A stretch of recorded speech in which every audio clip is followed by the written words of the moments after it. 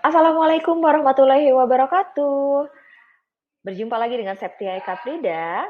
Hari ini kita akan membahas strategi STP dalam marketing. Materi pembelajaran kelas 10 pemasaran. Bagaimana kabar kalian hari ini? Semoga kalian semua dalam keadaan baik, dalam keadaan sehat, selalu diberikan keberkahan oleh Allah Subhanahu wa taala. Nah, untuk memulai pembelajaran, alangkah baiknya kita berdoa berdasarkan agama dan kepercayaan masing-masing supaya pembelajaran hari ini mendapatkan keberkahan dari Allah Subhanahu wa taala, dari Tuhan Yang Maha Esa. Baiklah, jika sudah berdoa, maka kita akan lanjutkan pembelajaran. Strategi marketing. Seorang marketing harus bisa menetapkan strategi yang tepat dalam memasarkan produknya tentunya. Strategi yang tepat ini dapat memberikan profit yang signifikan dalam dunia marketing. Strategi pemasaran yang tepat dilakukan salah satunya adalah menerapkan STP marketing. Nah, jadi apa strategi STP itu? Baiklah, ini yang akan kita bahas pada pembelajaran kali ini. Strategi pemasaran, tadi yang saya katakan yang dirasa tepat dilakukan adalah menerapkan STP marketing. STP adalah singkatan dari segmentation, targeting, dan positioning. Strategi STP pada dasarnya digunakan untuk memposisikan suatu merek kepada konsumen dengan sedemikian rupa. Hal tersebut dilakukan agar merek tersebut memiliki keunggulan yang kompetitif. Lalu, bagaimana menerapkan STP marketing yang tepat?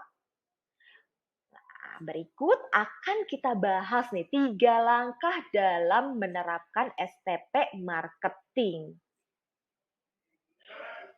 Langkah yang pertama adalah segmentation atau biasa disebut dengan segmentasi pasar. Apa sih segmentasi pasar ini? Jadi segmentasi pasar ini adalah membagi pasar yang luas menjadi kelompok-kelompok kecil berdasarkan karakteristik tertentu. Dengan melakukan segmentasi pasar, kalian dapat lebih mudah menjalankan promosi bisnis. Untuk menerapkan segmentasi pasar memang membutuhkan waktu yang cukup lama. Karena apa? Karena diperlukan riset yang mendalam. Jadi kalian harus melakukan riset yang mendalam dulu. Memang prosesnya lama, namun nantinya promosi yang kalian lakukan akan lebih hemat. Karena promosi yang akan kalian lakukan sudah tepat sasaran dan efektif. Sehingga promosinya lebih hemat nih. Segmentasi pasar sendiri ada 4 jenis yang dapat kalian terapkan. Yang pertama, di sini ada segmentasi demografis. Pada segmentasi ini yang perlu kamu lakukan adalah melihat umur, gender, etnis, status pernikahan, pekerjaan, dan lain sebagainya. Kalian perlu perhatikan segmentasi ini apakah sesuai dengan bisnis yang kalian lakukan atau tidak. Fungsinya adalah agar lebih memudahkan kalian dalam menentukan calon pelanggan sebagai target pasar. Nah, segmentasi yang kedua adalah segmentasi geografis. Segmentasi pasar geografis yaitu berdasarkan negara, provinsi, kota, dan tingkat populasinya. Berdasarkan segmentasi ini, kalian perlu mengetahui secara rinci tentang domisili dari target pelanggan kalian. Hal ini akan memudahkan kalian dalam mengenali budaya dan cara berkomunikasi dengan calon pelanggan tentunya. Oke, yang ketiga adalah segmentasi psikografis.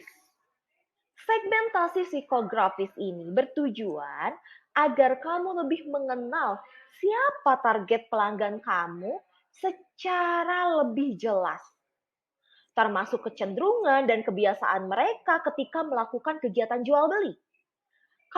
Kalian Perlu tahu kelas sosial, gaya hidup, hobi, sampai dengan ketertarikan mereka terhadap tren tertentu.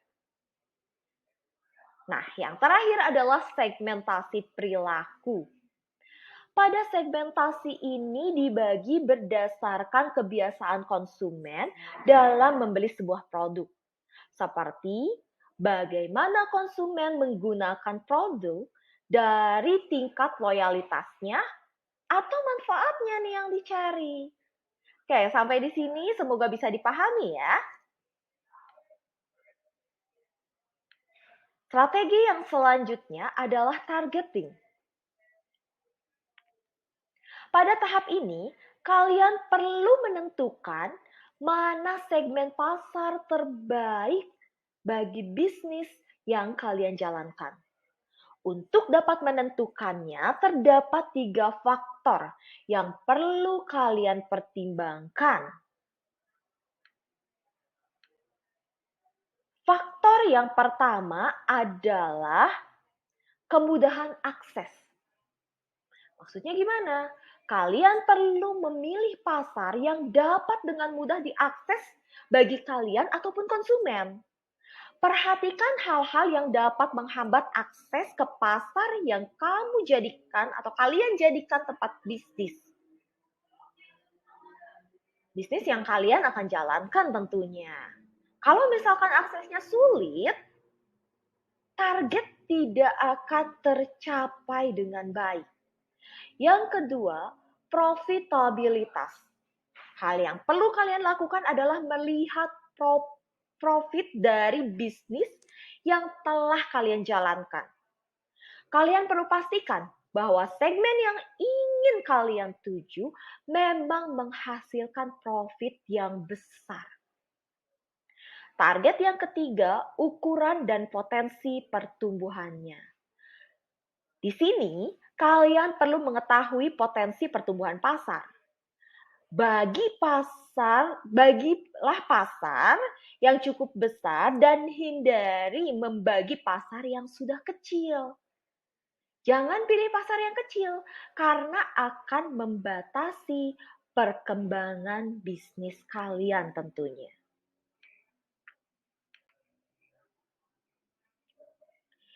Selanjutnya, yang ketiga adalah positioning. Positioning ini merupakan langkah akhir yang diterapkan dalam STP marketing.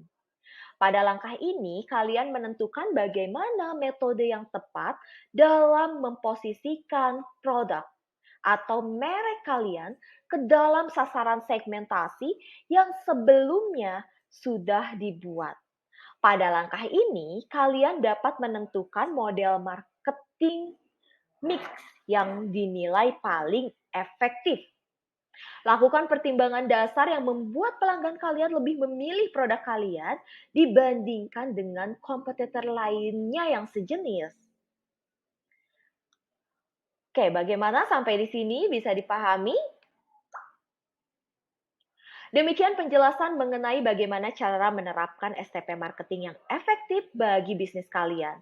Semoga kalian dapat meningkatkan pengetahuan di bidang strategi pemasaran. Untuk itu, terapkan segera STP marketing agar bisnis kalian nih bisa berjalan dengan baik. Itulah cara tepat menerapkan STP marketing dalam bisnis. Terima kasih atas perhatian kalian. Sampai ketemu lagi di pembelajaran selanjutnya. Bye-bye.